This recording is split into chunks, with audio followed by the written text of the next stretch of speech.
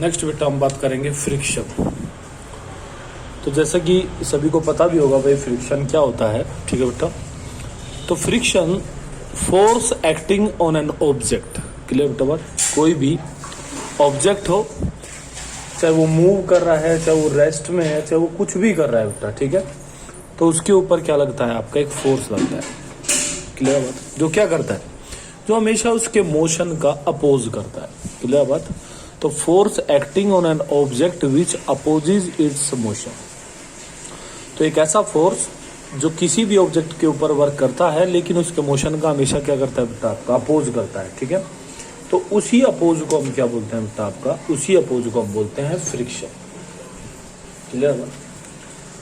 तो फ्रिक्शन की अगर हम टाइप की बात करें तो फ्रिक्शन एक तरीके से हमारे हिसाब से बेटा आपका 3 तरीके का होता है, ठीक है। टाइप्स ऑफ फ्रिक्शन कितनी होती है आपकी, 3 टाइप्स ऑफ फ्रिक्शन कितनी होती है बेटा आपकी, 3।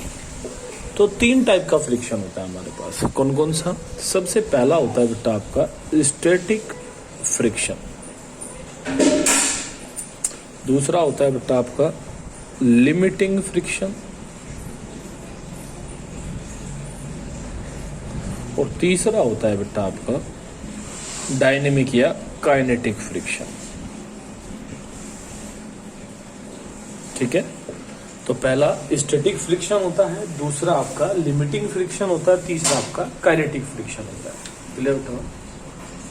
तो सबसे पहले हम बात करते हैं भाई what is static friction. Static friction क्या होता है? तो जैसे नाम से ही समझ में आ रहा होगा, स्टैटिक का मतलब होता है बेटा रेस्ट, क्लियर बेटा।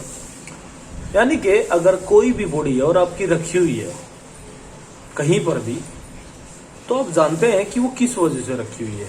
भाई जाहिर सी बात है उसके ऊपर कोई ना कोई क्या लग रहा होगा बेटा आपका, अपोजिंग फोर्स ही तो लग रहा होगा।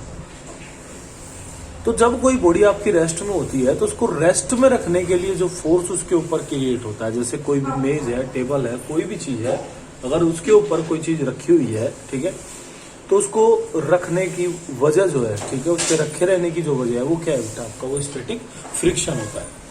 तो आप लोग ध्यान रखें कि अगर कोई बॉडी आपकी रेस्ट में है तो रेस्ट में बॉडी रहने के लिए जो फ्रिक्शन लगता है उसी को हम क्या बोलते हैं बेटा आपका, स्टैटिक फ्रिक्शन बोलते हैं, क्लियर बात।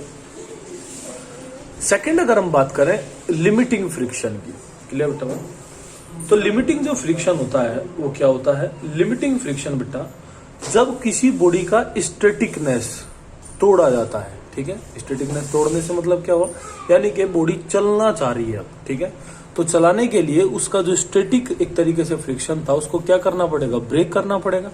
तो स्टैटिक फ्रिक्शन को ब्रेक करने के लिए जो उसके ऊपर हम फोर्स अप्लाई करते हैं उसी को हम क्या बोलते हैं बेटा आपको, उसको हम लिमिटिंग फ्रिक्शन बोलते हैं, क्लियर बात। और थर्ड अगर हम बात करें कि जब बॉडी प्रॉपरली आपकी मूव कर जाती है यानी कि मोशन में हो जाती है, तो तब उसके ऊपर जो फ्रिक्शन लगता है उसी को क्या बोलते हैं बेटा आपका, उसको हम काइनेटिक फ्रिक्शन बोलते हैं, क्लियर बात। स्टैटिक फ्रिक्शन जब रेस्ट में रहेगी बॉडी, लिमिटिंग फ्रिक्शन जब चलने के लिए तैयार होगी बॉडी, और काइनेटिक फ्रिक्शन बेटा जब चल चुकी होगी बॉडी, क्लियर बात। तो ये रेस्ट की कंडीशन, ये भी मोशन की कंडीशन है और ये भी मोशन की कंडीशन है, लेकिन दोनों में डिफरेंस ध्यान रखें। ये कब लगेगा, ये तब लगेगा जब बॉडी एकदम से जस्ट स्टार्ट होना चाह रही है, तब कौन सा फ्रिक्शन काम करेगा, तब लिमिटिंग फ्रिक्शन वर्क करता है। और जब वो अच्छे से आपकी मूव कर जाती है तब उसके ऊपर जो लगता है फ्रिक्शन उसको हम क्या बोलते हैं आपको, उसको हम काइनेटिक फ्रिक्शन बोलते हैं, क्लियर बेटा। तो मेरे ख्याल में तीनों बातें क्लियर हुई होंगी। दूसरा अगर हम अब बात करें लिमिटिंग फ्रिक्शन की, सॉरी फ्रिक्शन की, तो इसके कुछ नियम होते हैं जिनको हम क्या बोलते हैं बेटा आपका, लॉज ऑफ फ्रिक्शन बोलते हैं।